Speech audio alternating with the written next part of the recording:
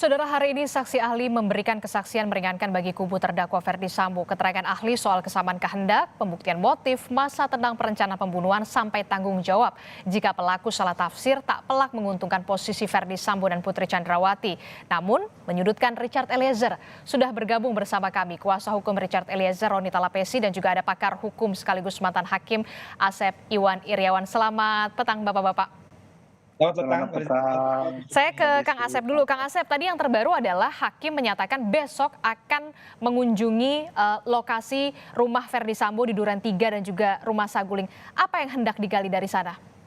Ya, jadi sidang ke tempat itu dikenal dengan sidang di tempat, ya. Jadi sidang tempat itu sama dengan sidang di pengadilan, cuman tempatnya di tempat kejadian. Ini bagus sekali. Artinya apa? Untuk hakim untuk meyakinkan bahwa yang diceritakan semua oleh kelompok 5 itu atau kelompok 6, ya, bahwa apa yang terjadi di ruangan itu. Misalkan sering saya katakan, nah apakah di situ ada orang tidak letusan senjata dari seorang sadis pistol, masa tidak dengar, hanya tertutup oleh pembicaraan entah handphone atau HP, itu pertama. Kedua, ruangan yang segede gitu, entah berapa ukurannya, sekarang Mas Roni yang lebih tahu karena udah rekonstruksi ya, bahwa di ukuran segitu, masa nggak ada yang ngelihat. Kedua, ya yang lebih rendah lagi, di ruangan segitu bisa digambarkan suasana ketika dilakukan oleh Richard Eliezer. Dalam suasana itu bisa dilihat juga peran PC, peran KM, apakah dengan kejadian itu yang nutup-nutup pintu itu, ya ruang itu apa maksudnya gitu kan. Kemudian peran-peran itu justru akan ketahuan. Hakim segera yakin, oh ternyata yang dilakukan oleh FS, PC, KM, RR maupun Ican itu begitu. Jadi hakim sebenarnya karena lihat tempat kejadian nanti akan seperti rekonstruksi dah. Mudah-mudahan diperagakan itu. Jadi hakim akan menarik kesimpulan, oh dengan waktu dan ruang demikian itu, ya ada yang tidak mungkin, ada yang mungkin. Apalah lebih, oh ini orang tidak mungkin melakukan itu, orang mungkin melakukan itu. Apalagi ketika keluar dari pintu belakang, pintu depan, suara itu akan nampak semuanya. Gitu. Jadi sidang tempat sama dengan di ruang sidang pengadilan, cuma dilakukan di tempat kejadian. Dan sekali lagi itu adalah, misal kalau di perdata itu untuk misalkan jarak sengketa jarak tanah, oh pohon jengkol sama pohon rambutan batasnya supaya dilihat. Nah itu hakim melihat sendiri dalam persidangan itu tidak harus dibuktikan karena hakim bisa melihat, oh sementara ada orang yang menyangkal, ada orang yang mengakui, ada yang terus terang, ada yang jujur, ada yang tidak jujur. Jadi akan ketahuan ruang itu justru akan menentukan, akan menggambarkan suasana tindak pidana ketika Oke. kejadian itu. Oke, kalau tadi itu soal sidang di tempat begitu ya, Kang Asep. Nah, kita ke Pak Roni dulu.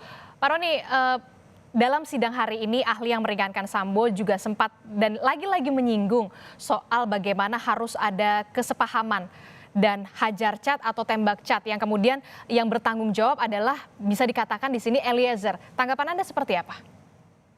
Iya Mbak Disti, kalau saya lihat bahwa konstruksi hukum yang sedang dibangun bahwa Ferdy Sambo sebagai penganjur. Tetapi sekali lagi ya, fakta persidangan ini kan berbeda. Fakta persidangan ini membuktikan bahwa Ferdy Sambo adalah orang yang menyuruh melakukan. Dari mana kita lihat ya, sekali lagi, dari ketika dia memanggil saudara Ricky Rizal, kemudian saudara Ricky Rizal memanggil klien saya. Di sini sangat jelas bahwa dia yang orang yang menyuruh Don Plager namanya. Jadi bukan orang yang yang tadi disampaikan seperti penganjur. Nah, kemudian terkait dengan bahasa hajar dan tembak, menurut saya bahwa yang bisa menjelaskan hal tersebut seharusnya adalah ahli bahasa, bukan ahli pidana. Tetapi sekali lagi begini, perlu kita sampaikan, coba kita ikuti cara berpikirnya ya. Ketika dia menyampaikan hajar, ketika memanggil Richard Eliezer di lantai 3 rumah Saguling, itu dia menanyakan senjatanya mana. Kemudian Ferdy Sambo menanyakan untuk mengisi peluru. Nah, ini secara sadar bahwa Ferdy Sambo mengetahui bahwa Richard Eliezer ini membawa senjata. Jadi konotasi kata hajar ini sangat tidak masuk akal gitu.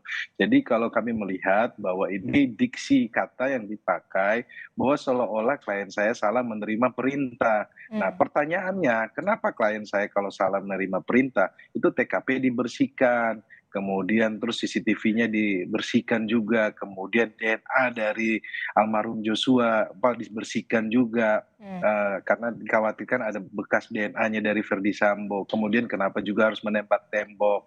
Nah juga nanti mereka sampaikan bahwa ini dalam rangka melindungi Richard Eliezer. Dalam rangka melindungi Richard Eliezer kok ada dijanjikan uang 1 miliar, kok ada dijanjikan uang 500 juta Nah, kepada Ricky Rizal dan Kuatmaruf, di mana mereka mengakui hal tersebut. Nah ini hmm, sebenarnya fakta persidangan yang yang publik sudah mengetahui, dan saya pikir bahwa oke. eh, terkait pembelaan ini kami fokus kepada fakta persidangan saja. Saya pikir juga pun majelis hakim sudah bisa melihat. Seperti itu Mbak Disti. Oke, jadi kalau Pak Roni bilang unsur perencanaannya sudah jelas di sini ya, mulai dari perencanaan sampai kemudian apa ya, bisa dikatakan TKP juga sudah dibersihkan begitu ya. Kita ke Kang Asep. Kang Asep, tadi ahli juga mengatakan ada unsur perencanaan harus ada tenang dan juga rentang waktu. Apakah Anda melihat ini juga jadi pertimbangan hakim? Ya, sekali lagi perencanaan itu memang harus ada jeda waktu dan dengan tenang itu tadi kan bunuh atau tidak gitu Nah, kan dari Magelang, dari Saguling maupun di apa Duren 3 juga ketahuan. Tadi misalkan dikatakan oleh Mas Roni ya bahwa diisi peluru itu ya senjata itu dengan magasin ukuran sekian, isinya sekian. Sebelumnya ditawarkan ke R kan mau nggak nembak gitu kan? Tidak katanya. Ya, kemudian dilakukan. Itu juga udah ada dengan tenang kan seharusnya ketika tawarkan tolak udah jangan deh. Misalkan gini, Ricky aja udah nolak masa saya tawarkan ke Icat. Nah, di situ kan dia bisa narik. Jadi tenang itu tidak batasan waktu, tapi sebenarnya sederhana. Ya, ketika perbuatan tembak, tembak atau udah hajar, hajar. Ya, itu yang saya senang tadi ya, kata hajar itu memang saya senang sekali tadi. Ya entah akrobat, entah ahli obat, entah apapun saya cuma senangnya tuh gini. Kan kasih contoh tuh, saya senang sekali.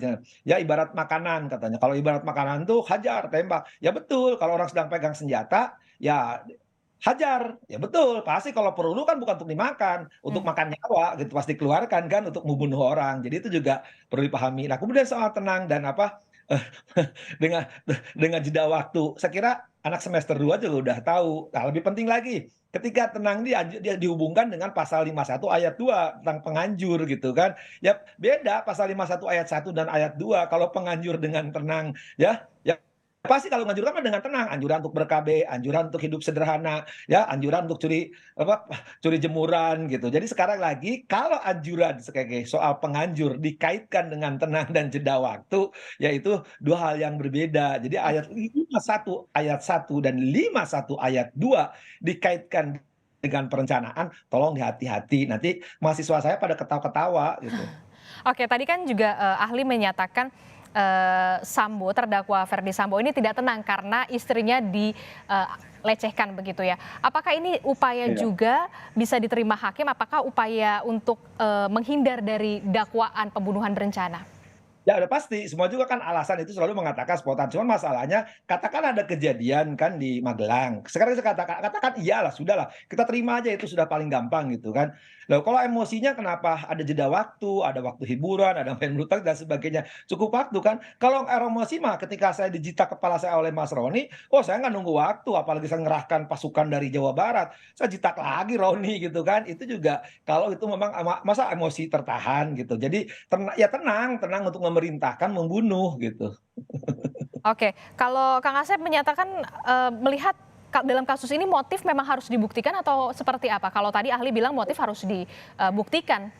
Sekali lagi, nah sekarang seginilah pada saya pusing jawab terus ya. Kalau motif terbukti, unsur tidak terbukti, masa nggak dihukum? Ya, motifnya dia karena balas dendam, karena istrinya digituin. Tapi unsur tidak terbukti, masa harus dibebaskan? Makanya sering kali lagi.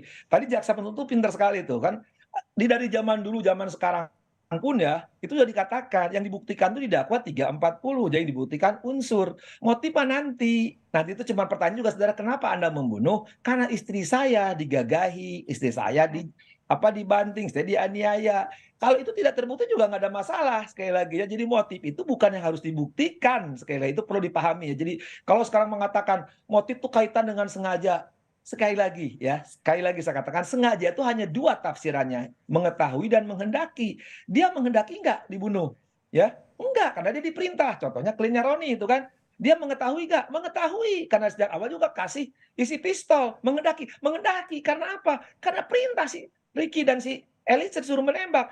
Itulah unsur. Kalau sekarang dikaitkan sama motif, kan harusnya kalau motif betul-betul karena dia harga dirinya diinjak, harga diri digagahi istrinya, ya lakukan ya tempeleng. Tapi sekali lagi catatannya, dia penegak hukum, dia kadif propam, istrinya juga juga seorang tenaga kesehatan. Kenapa nggak dilaporkan? Kan pertanyaannya berikutnya, karena malu loh, karena malu. Kok malu tunggu berhari-hari gitu kan. Jadi ini ada pertanyaan-pertanyaan yang sifatnya nanti akan saya yakin akan keluar pertimbangan hakim, kelak pasti pertanyaan itu akan dijawab. Tapi sekali lagi kalau motif, Mas, sekali lagi bahasa hukumnya tidak harus dibuktikan, cukup ditanyakan. Nah, bahasa sederhananya yang dibuktikan itu adalah unsur, ya. Nanti ketika hakim mau menjatuhkan hukuman, baru ditanya kenapa Mas Roni tempeleng Ang Asep. Sebel ngomongnya sih, suka ngomong cabul melulu. Ah udah pantas Oke. Roni karena si Asep berlaku itu. Nah, itu hanya itu aja, tapi itu terbukti tidak terbukti karena unsurnya nempeleng tadi. Saya nempeleng Roni, ya itu udah terbukti, ya sudah selesai itu. Jadi jangan Oke. ngarang. Kalau ngarang itu ke dalam hukum itu ketahuan karena keluar dari teori, ilmu, asas, filsafat hukum. Sekali lagi, jadi kalau mengatakan bahwa motif ada perbedaan pendapat, saya mohon maaf dengan sangat ya, dari zaman dulu juga seluruh para ahli hukum dari zaman sana sampai sekarang juga mengatakan motif bukan unsur harus dibuktikan, yang dibuktikan adalah unsur yang didakwakan Oke. ya. Jadi motif tidak perlu dibuktikan. Kalau kita ke Pak Roni, kalau misalkan dikatakan ahli bilang tidak perlu visum soal kasus kekerasan seksual juga untuk membuktikannya. Tanggapan Anda? Saya pikir bahwa sudah dimintain juga keterangan ahli dari jaksa penuntut umum ya, kriminolog ya, sudah sampaikan bahwa motif itu tidak dibutuhkan ya dalam kasus pembunuhan berencana. Jadi saya tidak dalam kapasitas berkomentar terkait dengan yang disampaikan visum, tetapi menurut kami ketika suatu peristiwa pidana tentunya harus berbicara tentang alat bukti ya. Alat bukti itu tentunya harus kita hadirkan dan kita buktikan. Jadi siapa yang mendalilkan tentunya dia harus siap membuktikan. Kan ini kan jadi pertanyaan publik ketika tidak ada visum. Saya pikir semua sudah tahu ya. Tetapi yang perlu saya sampaikan bahwa keterangan klien saya adalah keterangan yang sudah konsisten dan juga berkesinambungan ya secara logik, secara hukum ya. Jadi terkait dengan kata hajar itu kita bantah bahwa klien saya sampaikan bahwa perintahnya adalah perintah tembak. Jadi itu Mbak. Oke, jadi memang perintah hajar itu adalah perintah tembak yang kemudian dipahami oleh Eliezer. Terakhir, Pak Roni. Perintahnya adalah perintah hajar, bukan Perintah hajar. perintah tembak, bukan Perintah tembak, hajar. bukan perintah hajar. Hajar. Iya. Oke, Pak Roni, besok sidang di tempat ada majelis hakim, siapkah kemudian Richard Eliezer juga hadir di lokasi di TKP Duren 3 dan juga Saguling? Kalau saya mendengar tadi di persidangan bahwa terdakwa tidak hadir ya, cuma yang hadir itu penasihat hukum ya. Tapi kita tidak tahu ya nanti panggilan dari jaksa penuntut umumnya seperti apa, nanti kita lihat Mbak Disti. Oke, kita akan tunggu bagaimana besok sidang di tempat di lokasi TKP pembunuhan Yosua, ada di Duren 3 dan juga di Rumah Saguling. Terima kasih kuasa hukum Richard Eliezer, Roni Talapesi dan juga pakar hukum sekaligus mantan hakim Asep Iriawan telah bergabung bersama kami. Sehat selalu Bapak-bapak.